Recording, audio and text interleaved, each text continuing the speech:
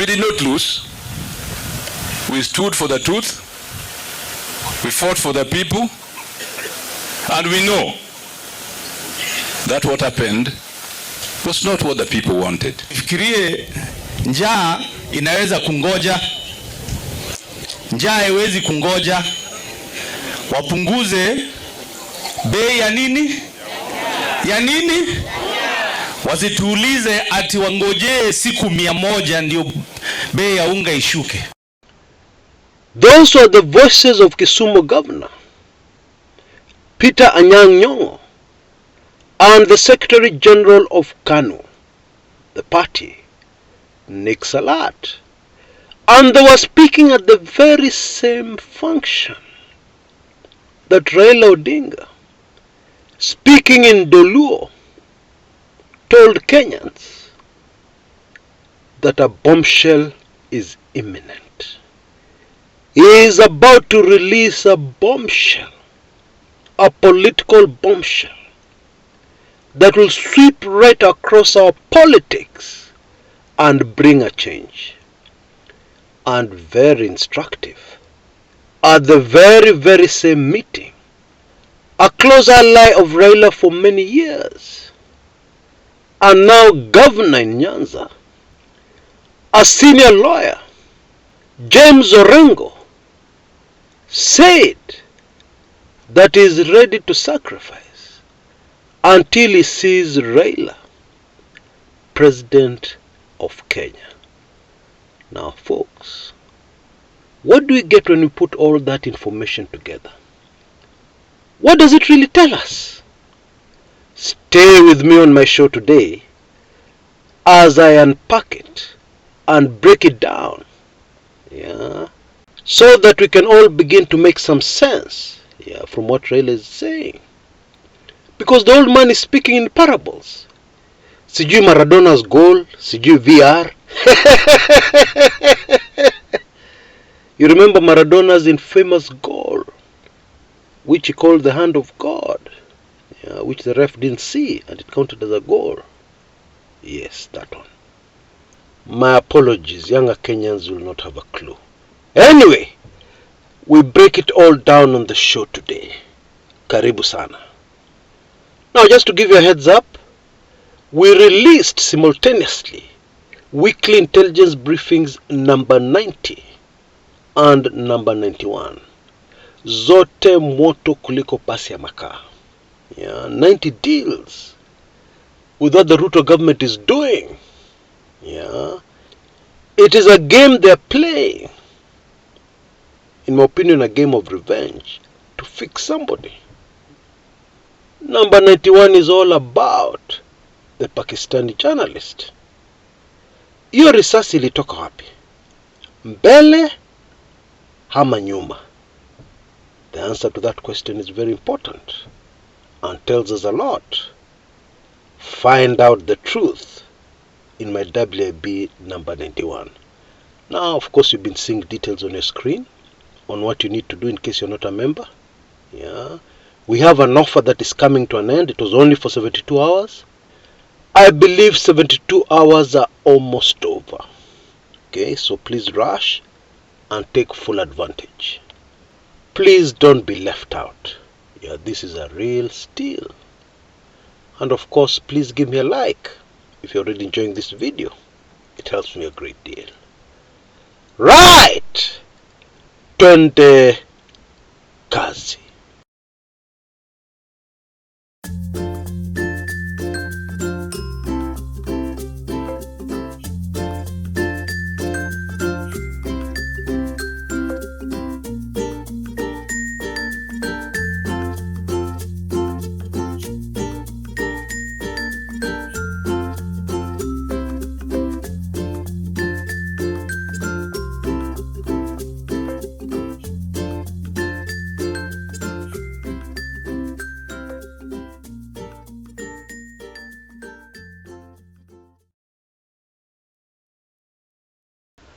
Patriot, legend, a politician like no other politician on these shows and beyond, Raila Odinga, is fond of using big words. He told us once there's a political tsunami coming. Tsunami. Now he's telling us there is a bombshell coming. Make no mistake about it. Now, of course, critics of Raila will say his tsunami never happened. But close observers of Kenyan politics will know for a fact, and they'll tell you that actually the tsunamis happened. They unfolded, just as Raila said. However, some powerful people hid the tsunamis. Instead, they went and sat on a computer keyboard. Pop, pop, pop, pop, duly elected. And we had what you call the vifaranga via computer. That is what has happened in the past. Now, super fascinatingly, Raila brought up the issue of vifaranga in this latest speech he was making at a funeral in Nyanza, which has sent shockwaves right across the Kenyan political landscape. He told mourners that even Mount Kenya, where some people think nobody voted for Raila, Mount Kenya voted firmly for Raila Odinga and Azimio candidates. And therefore what we have now in the Mount Kenya region are vifaranga via computer. In case you didn't know, our parliament, our senate is full, packed with vifaranga via computer. That's really what it is. Let's call a spade a spade. And you know one sad thing about vifaranga via computer? When push comes to shove, when things start getting hot, this vifaranga produced by a computer will not help you if you're a president. No. Simply because they don't have the numbers on the ground in the areas. Please take careful note of what I've just said, because this is politics. And so, if somebody comes out with a bombshell, vifaranga via computer are toothless to stop that bombshell. If you had popular leaders, then that's a different issue. Yeah, because politics is a game of numbers. You can say anything you want to say. You can introduce new theories. You can do stuff with a computer. But at the end of the day, it comes down to politics qua ground.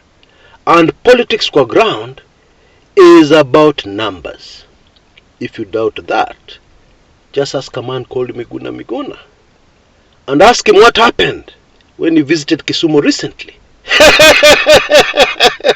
Just ask him. He'll tell you. Politics is a numbers game. And therefore, the soft underbelly of President William Samoei Ruto is the fact that he's being propped up by via computer. That's really what it is. Yes, you can have numbers in parliament, courtesy of vifaranga via computer, and they can vote how you want. They can pass the laws that you want to be passed. But one day, just one day, you will find that you need real numbers. Now, this happened recently in a very small way, but it is a perfect illustration. What happened during the Mashujaa Day celebrations? You tell me, what happened? What happened at Uhuru Gardens? Yeah, because there was a public holiday just the other day, presided over by President Uhuru Kenyatta. Just go online and compare the photographs, if you don't want to believe me, of the crowd that was there, and then the crowd that was there recently. A new administration, a new president, that Kenyans should be very excited about. Ordinarily, Kenyans are very excited about newly elected. Like when Mwai Kibaki had been newly elected and he had a function, there was standing room only. But this time round, it looked like a small baraza in some village in a remote area of Kenya. Not the national celebrations in the capital city of the country called Kenya. No, it didn't look like that. On the other side of the political divide, Raila Odinga has the numbers. You can insult him from morning till evening. You can say he's supposed to go back to Bondo. You can say he's too old. You can say whatever you want to say. But that will never change the numbers Raila has. Yeah? And everybody, even the UDA High Command, are very much aware of that. And they're very scared of that. That's the truth. But there's something else going for Raila. And this bombshell is about to release, whatever it is. And I'm going to tell you what it is, because it is a major, major, major advantage Raila has. Okay? You know, Gwambo is very lucky that things did not go according to plan and what everybody expected. Because had Raila been at State House right now, he would be having a headache. The pressure would be crazy. Why? Because of the cost of living. And even the things which Raila had proposed, like the 6,000 bob a month, yeah, for disadvantaged Kenyans, would have been a drop in the ocean. The Raila Odinga administration would be faced with the major challenges. Now, Azimio supporters will tell you very quickly, Raila would have managed.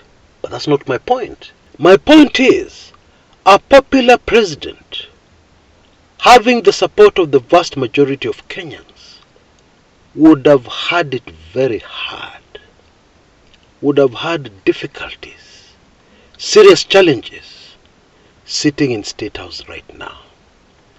So let's not even talk about a president who is less than that. I think you get my drift. You know, one day, when I was sitting in for a lecture from my political lecturer, I blurted out enthusiastically that popular revolt is going to remove Moi. In my naive political analysis in those days, I told my political lecturer, Kenyans are so angry. Kenyans are fed up with Moi. Moi cannot last until the next elections. My political lecturer looked back at me and in his very arrogant manner, which I was so used to, told me, you know, there are some things some people can say and you wonder whether they went to school. You wonder whether they went to school even for one day. I looked back at him puzzled. And then he told me the following. Moi can never be removed from power by popular revolt. No matter how much money foreign powers are pouring into Kenya to cause ordinary wananchi to revolt, creating NGOs fighting Moi, financing the opposition, all that will come to zero. They cannot remove Moi from power. And then he sat back, waiting for my question. You know, that man really used to like to pose for effect, if you know what that means. Then you're saying something, then you hold people in suspense. So he just kept quiet. And so finally I asked the question he was waiting for. Why? Why are you saying that? Why is it so difficult to remove Moi from power? My political lecturer's response, because governments are kept in power by tumbo, stomach, the stomach of the people. If the people are eating, they're having some meals, they're enjoying their ugali, then you cannot remove Moi. But if the people are hungry, that is a totally different ball game. Now, in my naivety in those days, I didn't totally believe and I didn't totally agree with what my political lecturer was saying. But today, having seen so many things happening all over the world, including what happened very recently in Sudan, remember that story? A very powerful dictator with the military fully behind him was removed from power by the people, unarmed. They just sat and they just said, no, you must go. And the man went. And you know how things started in Sudan? It was the issue of bread. Bread prices went overboard. And bread is a basic in Sudan. It's very similar to ugali in Kenya, maize flour. So picture a situation where today Azimio was in power. They would be having a field day because there's something very wrong unfolding in our country. Let me just explain. Most of you regulars on this channel and people who have been here for a long time know what part of the country my late mother came from. Yeah, very close to the bread basket. In fact, adjacent to the bread basket of Kenya, Kitale. And I was talking to this old man who is over 70, and he was telling me, since he was a small boy and now he's very old, he has never, ever seen what happened this time. Yani, the price of maize during harvest went up instead of down. Yeah. Normally, for those who are not familiar with what happens, when the bread basket of Kenya harvests maize, the price of maize falls dramatically because there's a lot of maize. Basic law of supply and demand according to people of economics. Yeah, there's so much maize around. Everybody has maize. People have harvested bags and bags of maize, and therefore the price falls without fail. And usually at this time you'll hear complaints from farmers. The price of maize is too low. It does not meet our production cost. This time round, people have harvested the way they usually harvest, but then instead of going down, the price of maize has gone up. My brothers and my sisters, that is a chilling sign. It tells us that the price of unga is too low. Oh yes, it tells us that the price of unga, according to somebody's calculations, should be playing around between Kenya shillings 400 and 450 per 2 kg packet. Oh yes, you heard me right. Anybody can do this calculation. Just calculate prices in previous years and what unga was costing and prices today and what unga costs. You will see that the price of unga is still too low. Oh boy. What that means, and this is not President Ruto's fault, it is not UDA's fault.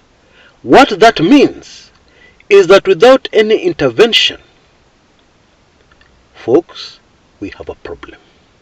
Okay? Now here is where it is the president's fault.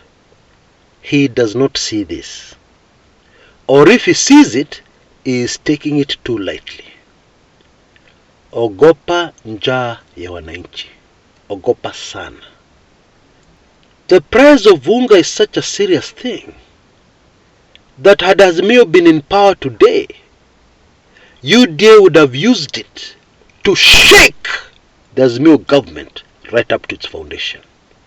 That's the truth.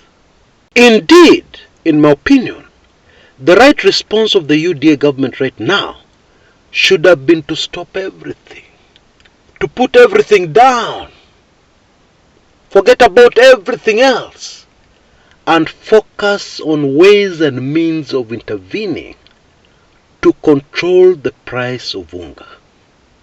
Oh yes, because if the price of unga goes the way it's going, then nothing else will matter. That's really what it is, bluntly speaking. You know, Kenyans are very strange people. Our neighbors, Uganda, they eat bananas, they eat other things. In Tanzania, they have so many foods, same foods we have in Kenya.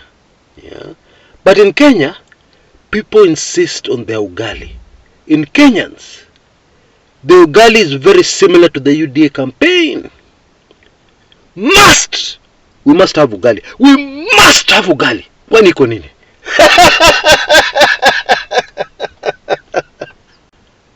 And for years, governments in Kenya have been trying to persuade the people. Hey Kenyans, tafadhali, can't you eat something else, please? Start eating more rice. There are potatoes. There are other many foods. Jameni wa Kenya, hakuna chakula ingine isipokuwa ugali. Surely, all those wise words have fallen on deaf ears. Kenya is truly an ugali country, and you can't change that. And so if you're a political advisor from some far off country, and you're trying to advise the Kenyan government, and you're speaking about, the fiscal policy of the country has to be taken care of, or, we have to look at the exchange rate, blah, blah, blah, blah, blah, blah, technicalities here and there, you will be lost. Because in Kenya, the economics is very simple. Ugali. Period.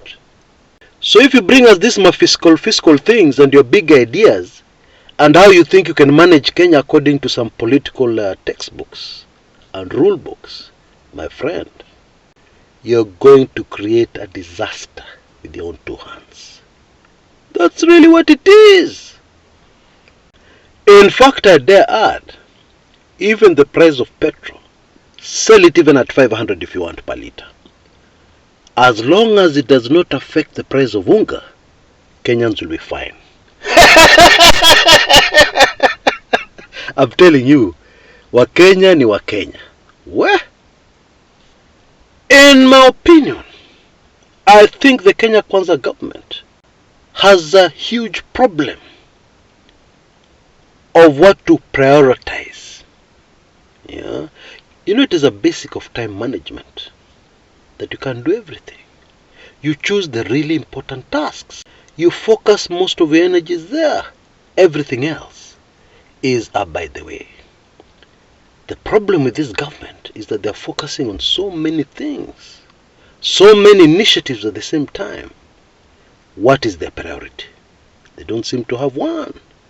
And it is even more serious news that they're not prioritizing, or they're not taking seriously, what is the most important thing, which is the ugali agenda.